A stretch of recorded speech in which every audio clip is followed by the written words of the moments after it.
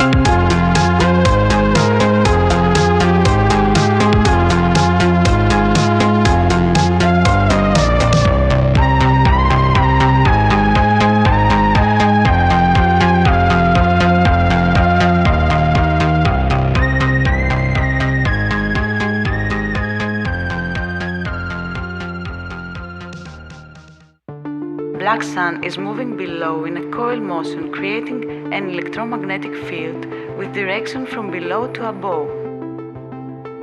Its motion center is magnetic north. Polaris is fixed and is up from the magnetic north.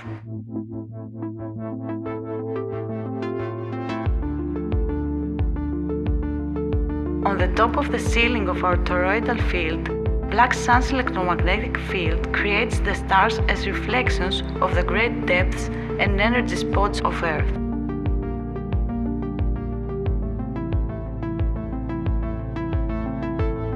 The diameter of black sun's motion is changing, a fact that makes all the electromagnetic field dynamic. On our toroidal ceiling, at the place where Polaris happens, there is a reverse direction refraction of the cosmic energy that comes from the black sun.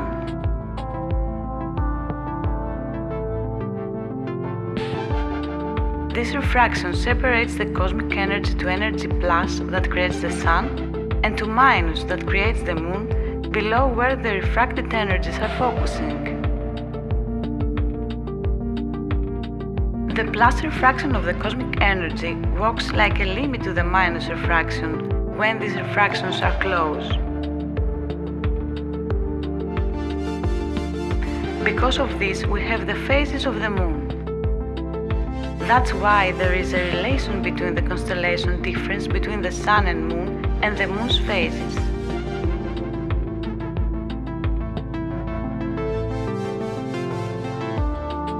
When the conical shape refraction that creates the sun plus is on the same constellation as the refraction that creates the moon minus, the first one neutralizes the second. In this way we have the new moon.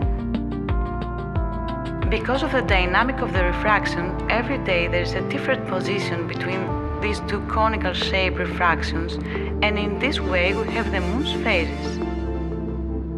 When these refractions are opposite, there is no neutralization of the moon's conical refraction from the sun's one, so only in this case we have the full moon. As the sun's refraction is getting closer again, we have the rest of the moon's phases till the new moon.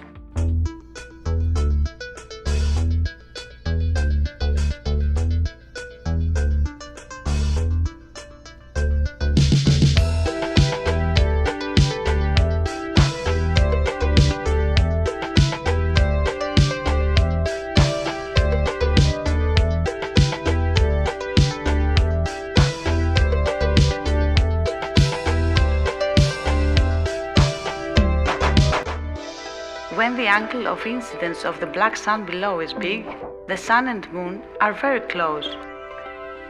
When they are at the same constellation, we have the new moon. In this case, the conical refraction of the sun completely neutralizes the moon's one. As the angle of the incidence is getting smaller, we have the first quarter of the moon. In this case, the sun's conical refraction hides the half of the moon's refraction from left, if we are northern the moon's path, or right if we are southern when the axis of moon's phases is vertical to the horizon.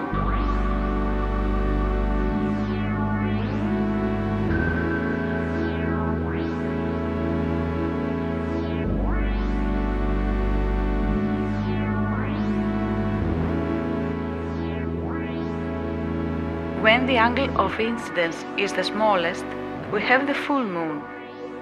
In this case, the two refractions are opposite and do not affect each other.